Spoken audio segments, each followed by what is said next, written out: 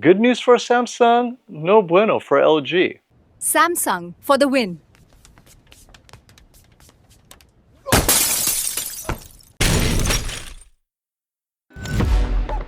Samsung just passed LG in OLED TV sales in North America for the first time.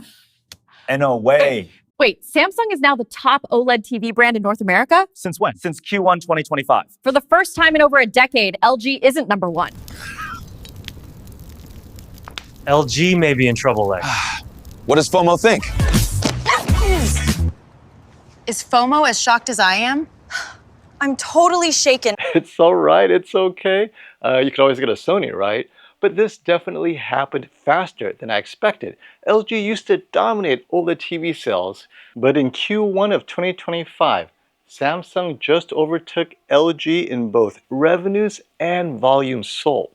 Hey friends, want to upgrade to Windows 11 Pro but can't afford the official price of $199? How about $21 or Windows 10 for $16 with my discount code SF20? Thanks to our sponsor, Whokeys. Yes, Black Friday is here. Get an additional 30% off with my code SF20. Go to Whokeys.com, add Windows 11 Pro to your cart, apply my discount code SF20, and bam, only $21. Here's how we activate it. Go to your Whokeys account at the top right under User Center, click on My Purchased Orders, click on View Keys and Code, click Get the Key, copy the Windows 11 Pro key under Code Card, then go to your system settings, scroll down and click Activation, click Change Product Key, paste the key code, click Next, and you're done. So don't miss out on these amazing deals. Click on my links in the video description below. Congratulations Samsung, you did it. You overtook LG in OLED TV sales, both making money and units sold. Not only that, you outsold yourself, selling more OLED TVs than your own Mini LED Neo QLED TVs. I did not see that happening either.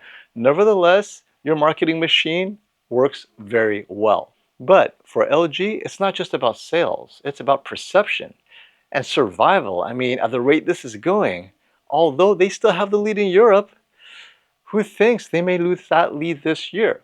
Here's the data that confirms it. In Q1 2025, Samsung captured 50.3% of OLED TV revenue in North America. LG, not even close. They dropped to just 34.5%, meaning money in hand, Samsung made more of it.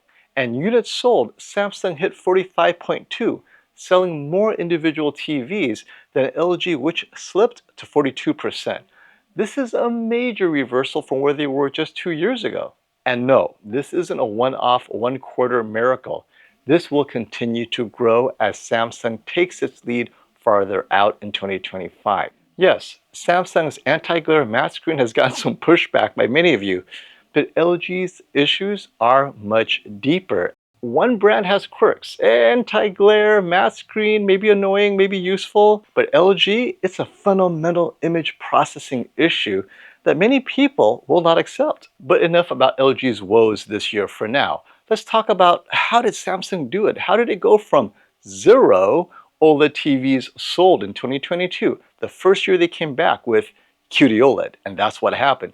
They introduced QD-OLED for the first time. Groundbreaking technology, right? People with older OLEDs are like, wait a minute, this OLED looks amazing. They were throwing their TVs out the window. Bye! Bye!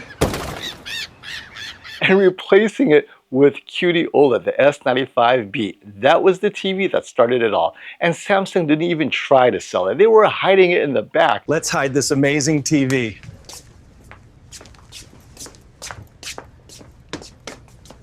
Because they were afraid this technology would outsell their Mini LED TVs, and guess what? It happened. Their greatest fear happened in 2024. For the first time, it didn't take long, their OLED TVs outsold their Mini LED TV. Now this is not great for Samsung. Why is that? Neo QLED Mini LED TVs have better profit margins. For a $2,000 TV that's a Mini LED, it makes them more money than a similar $2,000 TV that's QD-OLED, right? The margins are a little bit thinner for that price. It's just a more expensive technology. Nevertheless, consumers have spoken. They love their QD-OLED. And of course, Sony has adopted QD-OLED. When the S95B was introduced in 2022, Sony saw how great that was. They adopted the same technology for their A95K in 2023. Wait, I mean, they adopted QD-OLED in 2022, late 2022, with the A95K, won the shootout, and they adopted it for the A95L in 2023, bringing it back in 2024, both years winning the shootout on that same QD-OLED generation technology. And this year, Sony continues to use QD-OLED on the Bravia 8 Mark II. Making money selling TVs, individual TVs, like they used to back in 2000, that's not the future. The future is selling the TVs as cheaply as possible, meaning make it as affordable as possible. Get it into as many people's hands as possible, and you make money off of consumer eyeballs, right? Advertising, specifically free ad-supported TV. I know I've mentioned this before, but I'm going to say it again. Samsung makes more money off of Samsung TV Plus. So when you buy the TV, you plug it into the internet, you get all this free TV programming, right? The more you watch that free TV programming, and it's free, the more money Samsung makes month after month. So although they may sell you these QD OLED TVs or QLED or whatever TV, right, Crystal series, it doesn't matter, they are selling them a bit cheaper on Black Friday to get it into your hands. And then years later, the TV is 6 years old now, they're still making money off of you because free ad-supported TV, Samsung TV Plus. And I like Samsung TV Plus. I love it. My family loves it, right? And it's great that Samsung can make money off of it because it allows me to buy their TVs more cheaply. On the other hand, LG has maintained their prices pretty well. You'll notice that Samsung TVs get more deeply discounted earlier in the year. That's genius on their part because by the time LG lowers their prices late into the holidays or maybe even next year, Samsung has already outsold them. They're thinking far ahead. They're thinking we need market share for our free ad-supported TV eyeballs so that in 3 years, we're making money off of this increased market share that I wouldn't be getting or that Samsung wouldn't be getting if they were not selling it cheaply. So LG needs to change its strategy. Sell your TVs more cheaply earlier in the year. Get that market share. Get your ad-supported TV programming up and running faster because more market saturation means more money for you. Now, let's talk about the woes this year with the G5 and the C5. It's a double whammy, beginning with the G5. Now, I love the G5, right? I saw it in a bright room, HDR impact. That's not the problem. That was perfection. The problem is in a dark room, dark shadowy scenes. That's when the problems arise. And that's when the reviewers who got the 77-inch or the 83-inch in their hands, they noticed it. And that's the other problem. Samsung has been selling the 65-inch size, the 55-inch size, and the 77-inch size S95F and S90F all this time. The G5 was limited to just the 77 and 83-inch size. That's why I still haven't received my 65-inch G5 for review. I think I'm supposed to get it next week, but nevertheless, I don't have it. Now, once I get it, I will also look into this HDR tone mapping, near black, raised black, weird posturization, contouring, color banding issue.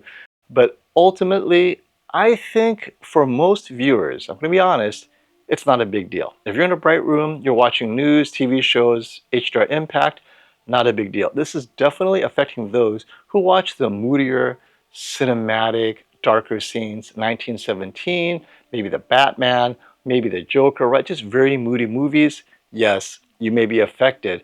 But overall, that G5 was so close to perfection, which takes me to the larger question for all of you. Are you skipping the G5 this year?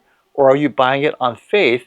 And if you're getting something else, like maybe the 85-inch QM8K that I just recently reviewed, I love that TV by the way, let me know in the comments below. What TV are you getting in 2025 or you're not getting a TV at all? Until next time. Is FOMO as shocked as I am? Come on, LG.